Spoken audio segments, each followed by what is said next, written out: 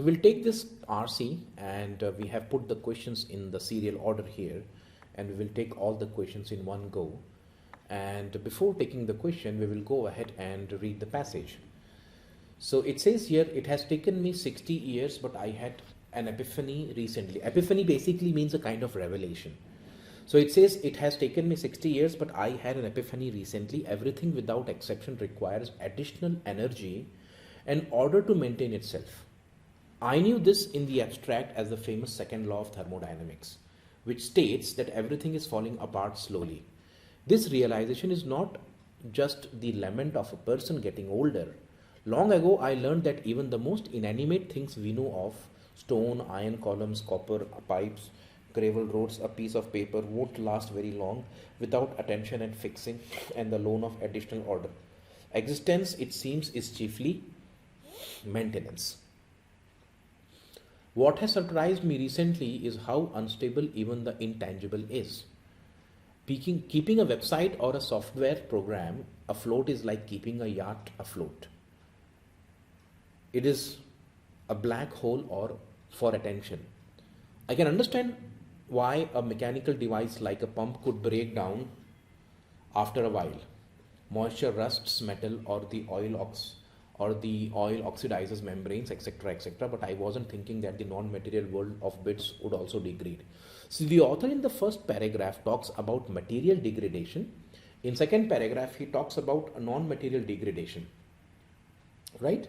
And then he says brand new computers will ossify, apps weaken with use, code corrodes, fresh software just released. So he talks about the software part also,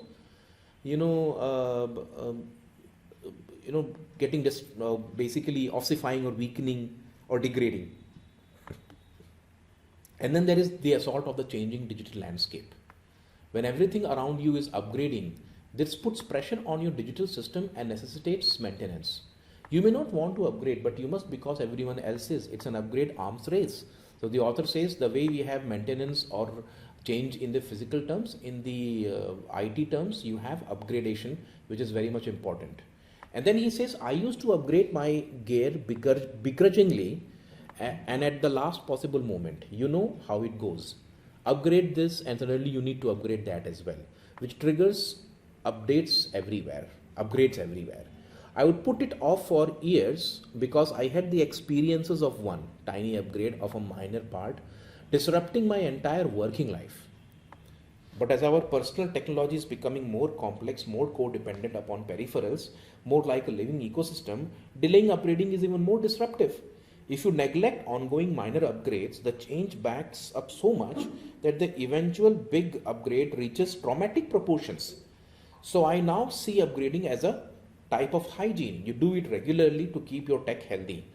Continual upgrades are so critical for technological systems that they are now automatic for the major personal computer operating systems and software apps. Behind the scenes, the machines will upgrade themselves, slowly changing their features over time. This happens gradually, so we don't notice them that they are becoming. We take this evolution as normal. And then the author further says that technological life is in the future will be a series of endless upgrades. And the rate of graduation is accelerating. Features shift, defaults disappear, meanness morph. I will open up a software package and I don't use every day expecting certain choices, and whole meanness will have disappeared. No matter how long you have been using a tool, endless upgrades make you into a newbie. The new user often seen as clueless. In this era of becoming, everyone becomes a newbie. Worse, we will be newbies forever. That should keep us humble. So the author says that you will keep on upgrading and you will keep on, entering into new things. And that's the reason why you will always be a newbie. You'll never become an old bee. Why? Because the moment you become old, you're good for nothing. That is what he's trying to, push the point. That bears repeating. All of us will be endless newbies in the future simply trying to keep up. Here is why. First, most of the important technologies that will dominate life 30 years from now have not yet been invented. So naturally, you will be a newbie to them. Second, because the new technology requires endless upgrades, you will remain in the newbie state. Third, because cycle of obsolescence is accelerating. The average lifespan of a phone app is mere 30 days.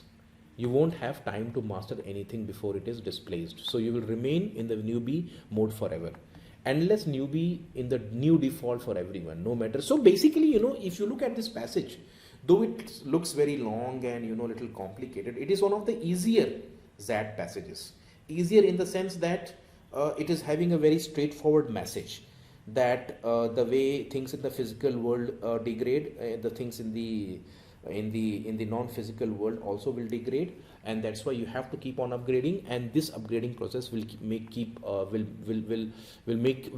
you a newbie forever. So this is what the passage is all about. Let's go and take the questions, and we have the questions in one go. We'll take the first question here so that we can see it clearly on the screen. Which of the following statements would the author agree with the most? So we can compare all the statements and check which is very much in tune with what we have in the passage. E says in the next 30 years, one's experience in upgrading will be gradually valued. But is it the valuing that is the author's focus? And the author does not say that upgradation is disruptive. So we can surely eliminate. Upgradation is no longer an option but an obligation. So when you say an option, that means an alternative. An obligation means a necessity. So the author would definitely say that this is very important.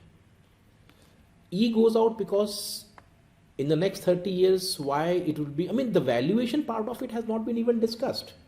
The author keeps on telling us that upgradation is some kind of a mandatory thing, and that's why it is not an option, it is an obligation. It is something that is, you're bound to do. So it's not about choice, it's about choicelessness, and therefore C is a better choice. B says when it comes to erosion, intangibles behave differently. There is no difference, there is similarity. The second law of thermodynamics state that things need. So is this, the author is not saying the second law of thermodynamics states that things need more energy as they separate.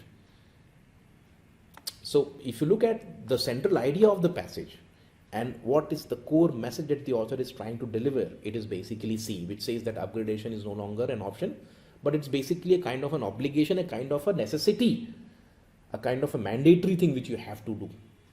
So this makes this question pretty simple, I would say, keeping in mind the author's core idea. Then question number 2 says, which of the following quotes would the author agree with the most? Again, so when you have questions like agreeing with the most, you always should keep in mind the context and the topic discussed by the author. You can't, the author might agree that 2 plus 2 will be 4. He will agree with lots of things. But will 2 plus 2 4 make sense in the context of the passage here? So I might put option F that 2 plus 2 will make 4. So you will say option 4 is the right choice. Why? Because 2 plus 2 will indeed make 4. The point is not about the factuality of it. The point is that which option out of the given 5 is matching in terms of context with what the author want to discuss. That's the reason why C is better than A in this question number 1. And similarly, in this question, you will see that it says life is like riding a bicycle. In order to avoid falling, you must keep on moving. So if you want to progress, you must keep on changing, you must keep on upgrading. So A looks a very good choice because this is what he wants to say. So if you stop, you will fall. And if you don't want to fall, you have to keep on moving. So if you don't upgrade, you will perish. But if you want to sustain and survive, you have to keep on upgrading. A is the best choice in that sense. The only constant thing in life is change. This is good, but the problem is it is not capturing the destruction part. Avoid falling means perish.